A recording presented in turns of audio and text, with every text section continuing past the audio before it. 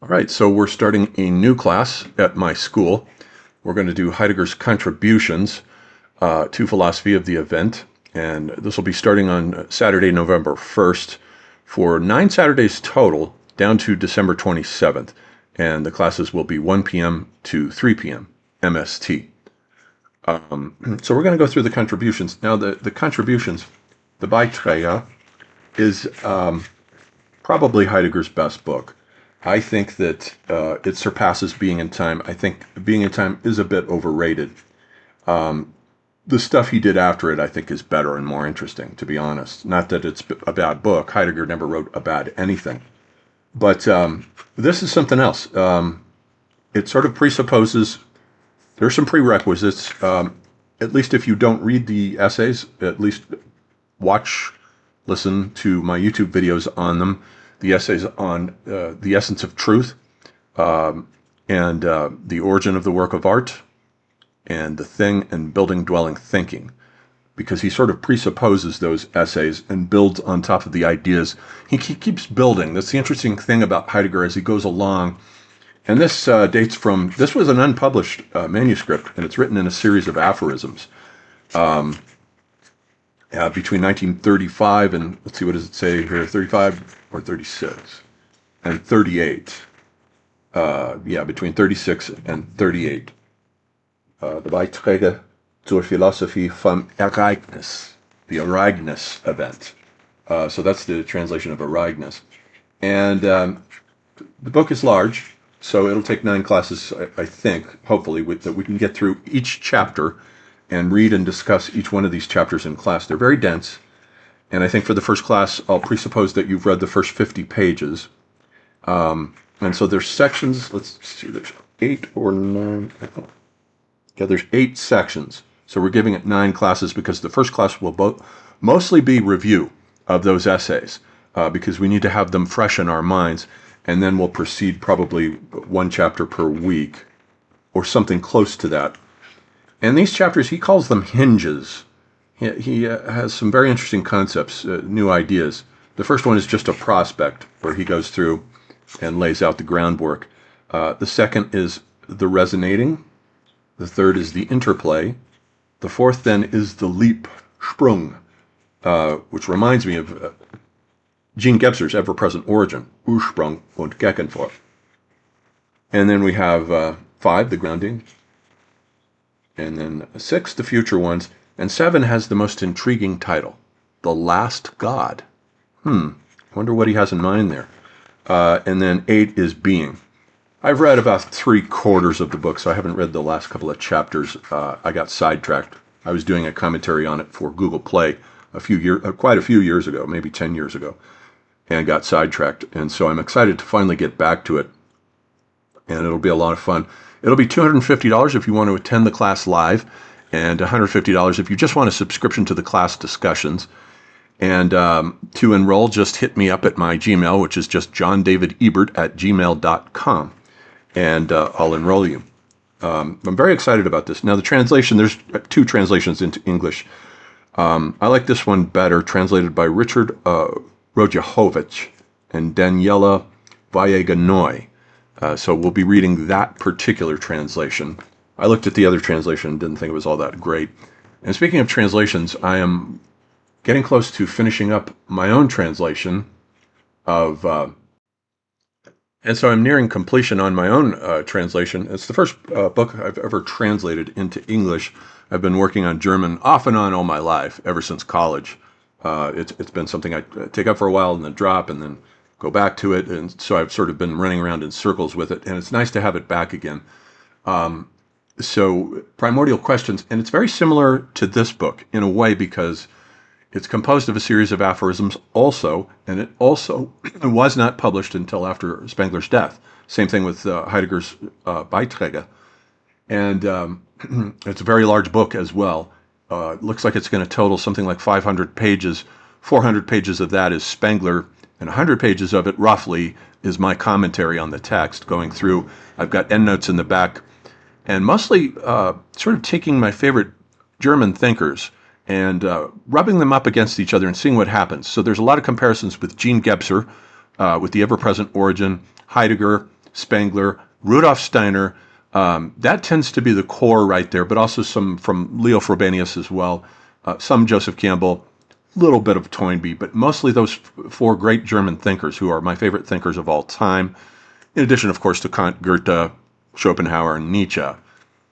This whole German idealistic tradition from Kant to Spengler and Heidegger pretty much are the finishing it up. The development in German idealist philosophy that was opened with Kant. Some could argue maybe Leibniz, but really in that case Leibniz would be a prologue. And then the real chapter one would be Immanuel Kant's Critique of Pure Reason. And by the time you get down to, and it goes through from Fichte to Schelling and Hegel, after you get done with the basic core there, then Schopenhauer, and also Goethe in there. He's an idealist thinker just as well, just not a systematic one. And then from that group, then it splinters into deconstruction on the one hand with Nietzsche, who is the first deconstructionist. He philosophizes with a hammer, as he says. And then and mysticism on the other with Rudolf Steiner, who comes in the next generation just after Nietzsche. Steiner is every bit as high IQ as that group, every bit. Just because he's a mystic, you cannot dismiss him for that reason. It doesn't work that way. He's articulating basically the same worldview and paradigm. All these guys are. And so the end notes, I'm going through and having a lot of fun commenting on them, commenting on passages in the book, in Primordial Questions, that is, and going through it. And now, notice that I've included on the cover, I've changed the cover. I originally had a Paul Klee painting called Flower God or Flower Myth. And I decided to change that because both of these men, Steiner and Spengler, detested modern art, absolutely despised it, regarded it as totally degenerate. And so there's that. So it didn't have the right feel to include a modernist painting that Spengler would not have liked. But he wouldn't have liked this either, because Steiner and Spengler were enemies. Steiner gave a lecture cycle, and it's available in a book very hard to find, an expensive book called Oswald Spengler, Prophet of World Chaos. But I have a couple of videos about it on YouTube where I went through and unpacked the lectures and the basic points in there. Some of them are really funny, actually. And then so Steiner and Spengler, they were adversaries. Spengler, I don't think he ever knew of Steiner. If he did, he would have done the same thing Jung did. And Jung, too, is also part of this group. Just lumped him in with the Theosophists and then attacked the Theosophists as a group, as though Steiner's ideas were not original. He does borrow a lot of the vocabulary of the Theosophists, such as things like the astral body and the etheric body and so forth. But he does things with them that's absolutely inventive and absolutely amazing and unique and original. Notice that most of those writings are gone now. They're gone. The only thing left from that original group might be Madame Blavatsky's two books, Isis Unveiled and The Secret Doctrine. I sat down and tried to make my way through Isis Unveiled, and I found it an absolute muddled mess. That woman was a muddlehead.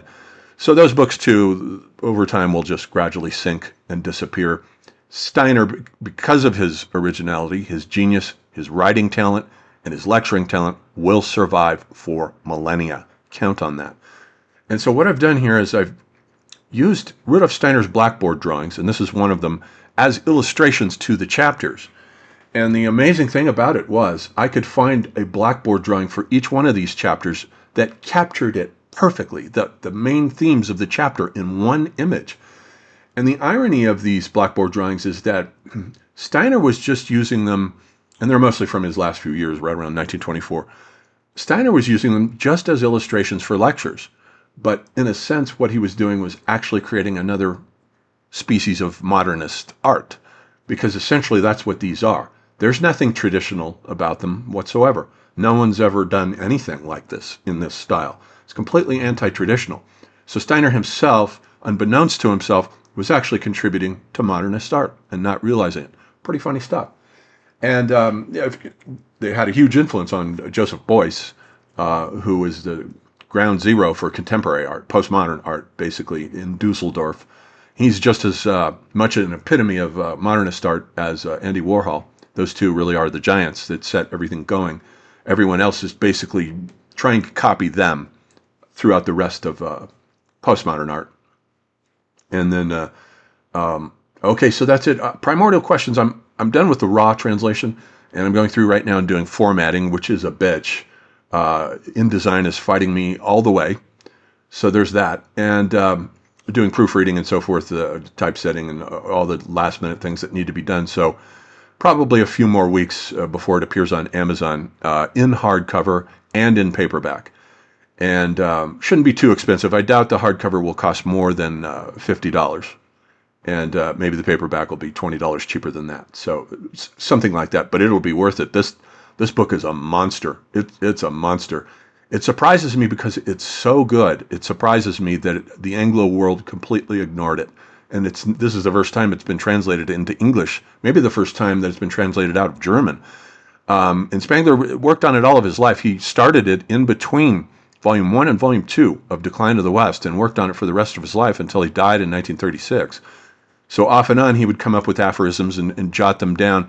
And Manfred Schroeder is a German philosopher who wrote the introduction to the German edition, which I've included in it, but I've put it into an appendix because it's very long. And I don't want the reader to feel that they're burdened with necessarily having to read it first. So I put my own translator's introduction in there first. It's short and sweet, gets to the point, and moves you right along to chapter 1. But if you decide you want to know some background about Spengler, read Schroeder's introduction. I've included it in the back of the book. It's long and it's detailed, but it's very, very good. And it reveals some comical aspects of Spengler's personality that, so far as I know, I've never seen before. None whatsoever. There's only one photograph that exists of him with a vague smile on his face. And that's about it. The guy just didn't seem to have much of a sense of humor at all, and that's too bad. But it's an amazing book. It's just one astonishing idea and insight after the next.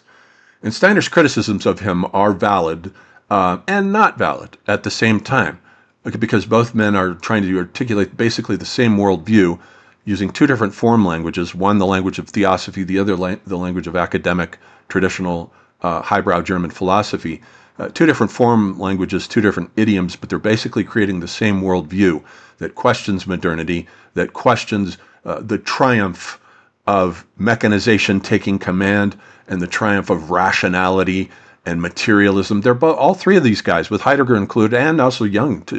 They're also, all of them are on board on the same stage, attacking modernity and attacking rationalism and materialism for its shallowness. The triumph of the Anglo worldview, which it feels justified in because it won both world wars.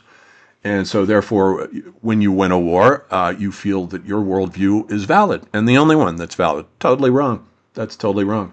Remember, history is written by the winners. So we don't have an account of the Punic Wars from the point of view of the Carthaginians. All we have is the point of view of a Greek, namely Polybius. That's great, but that war was won by the Greco-Roman civilization, the Latins. So what were the Carthaginians thinking? It would have been nice to have their point of view, and so forth and so on. Anyhow, I'm very excited about these two projects, and I still do astrology readings, by the way. So just hit me up if you're interested. They're always a lot of fun, and they're very illuminating. I haven't had one disappointed client yet. If you're interested in that, hit me up at johndavidebert@gmail.com. All right, I'll see you in class.